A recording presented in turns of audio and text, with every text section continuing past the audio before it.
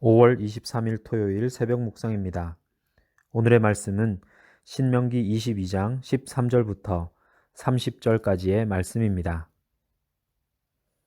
누구든지 아내를 맞이하여 그에게 들어간 후에 그를 미워하여 비방거리를 만들어 그에게 누명을 씌워 이르되 내가 이 여자를 맞이하였더니 그와 동침할 때에 그가 처녀임을 보지 못하였노라 하면 그 처녀의 부모가 그 처녀의 처녀인 표를 얻어가지고 그 성문 장로들에게로 가서 처녀의 아버지가 장로들에게 말하기를 내 딸을 이 사람에게 아내로 주었더니 그가 미워하여 비방거리를 만들어 말하기를 내가 내 딸에게서 처녀임을 보지 못하였노라 하나 보라 내 딸의 처녀의 표적이 이것이라 하고 그 부모가 그 자리옷을 그 성읍 장로들 앞에 펼 것이요 그 성읍 장로들은 그 사람을 잡아 때리고 이스라엘 처녀에게 누명을 씌움으로 말미암아 그에게서 은 100세겔을 벌금으로 받아 여자의 아버지에게 주고 그 여자는 그 남자가 평생에 버릴 수 없는 아내가 되게 하려니와 그 일이 참되어 그 처녀에게 처녀의 표적이 없거든 그 처녀를 그의 아버지 집 문에서 끌어내고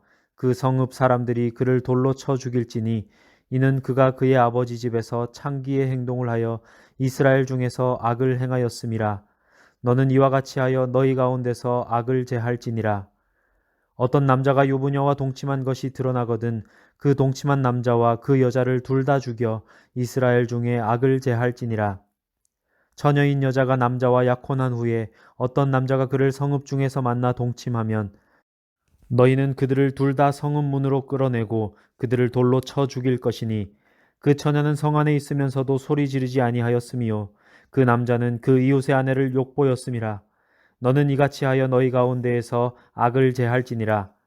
만일 남자가 어떤 약혼한 처녀를 들에서 만나서 강간하였으면 그 강간한 남자만 죽일 것이요 처녀에게는 아무것도 행하지 말 것은 처녀에게는 죽일 죄가 없음이라. 이 일은 사람이 일어나 그 이웃을 쳐 죽인 것과 같은 것이라. 남자가 처녀를 들에서 만난 까닭에 그 약혼한 처녀가 소리 질러도 구원할 자가 없었음이니라. 만일 남자가 약혼하지 아니한 처녀를 만나 그를 붙들고 동침하는 중에 그 두 사람이 발견되면 그 동침한 남자는 그 처녀의 아버지에게 은 50세겔을 주고 그 처녀를 아내로 삼을 것이라. 그가 그 처녀를 욕보였은즉 평생에 그를 버리지 못하리라. 사람이 그의 아버지의 아내를 취하여 아버지의 하체를 드러내지 말지니라. 아멘.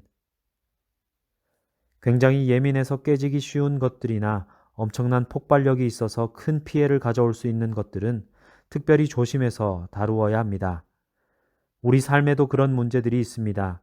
잘 활용하면 엄청난 유익과 기쁨이 있지만 잘못 사용하면 돌이킬 수 없는 상처와 큰 피해를 남기는 것입니다.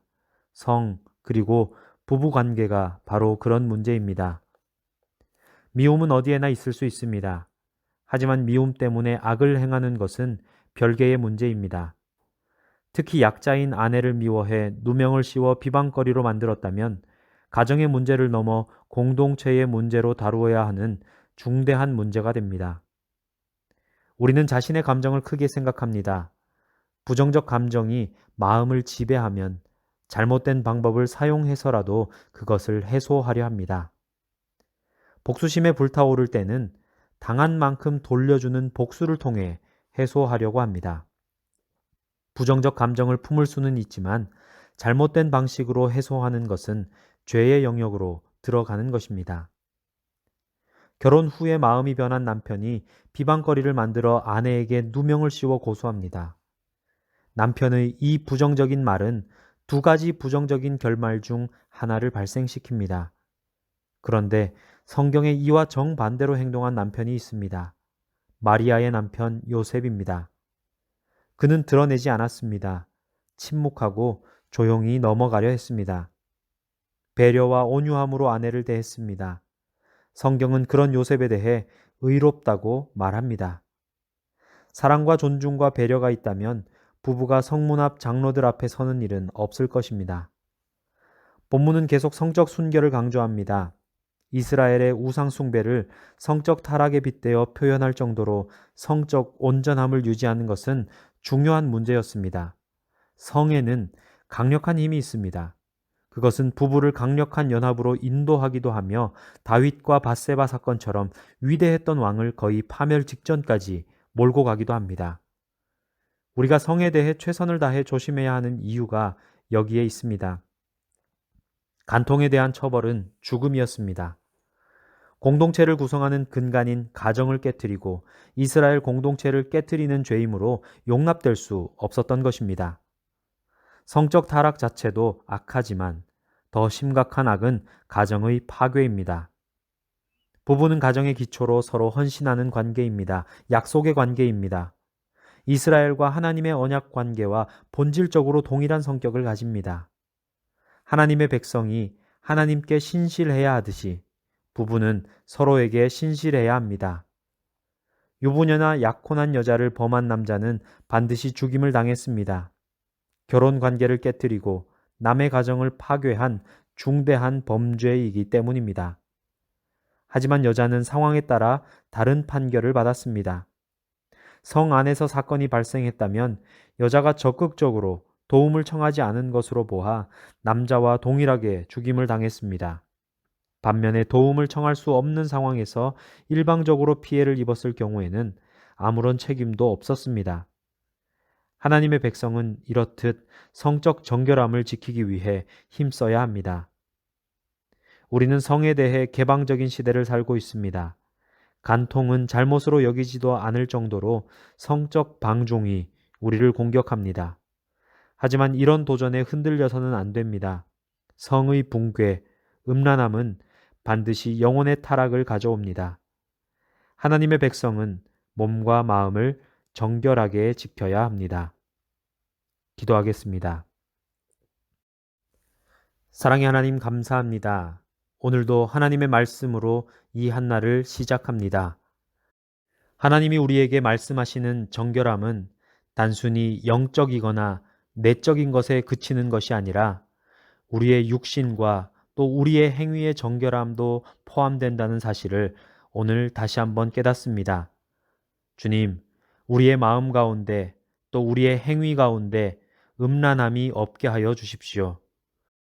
정결한 마음으로 부부간의 사랑을 이어가고 또 가정을 지키는 일에 최선을 다할 수 있도록 주님께서 우리와 함께 해 주십시오.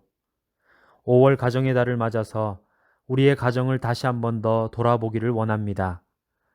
가족 구성원 모두에게 하나님의 은혜를 부어주시고 서로가 서로를 배려하고 아껴주고 또 격려하는 말들을 더욱더 많이 함으로써 우리의 가정이 하나님 안에서 화목한 가정 되게 하여 주십시오. 또한 가정의 영혼 구원을 위하여 계속해서 기도하고 있는 우리 영도교회의 지체들이 있다면 그들의 기도를 들어 응답해 주시고 온 가족이 하나님을 믿는 믿음 안에서 하나가 되는 믿음의 가정 될 수 있도록 주님께서 도와주십시오. 오늘은 토요일입니다.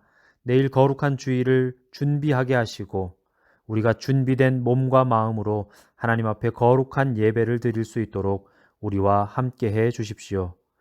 예수님의 이름으로 기도하오며 이제는 주님이 가르치신 기도를 드리오니 하늘에 계신 우리 아버지, 아버지의 이름을 거룩하게 하시며 아버지의 나라가 오게 하시며 아버지의 뜻이 하늘에서와 같이 땅에서도 이루어지게 하소서.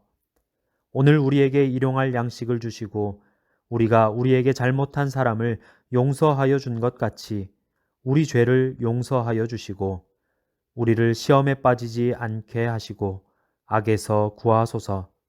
나라와 권능과 영광이 영원히 아버지의 것입니다. 아멘.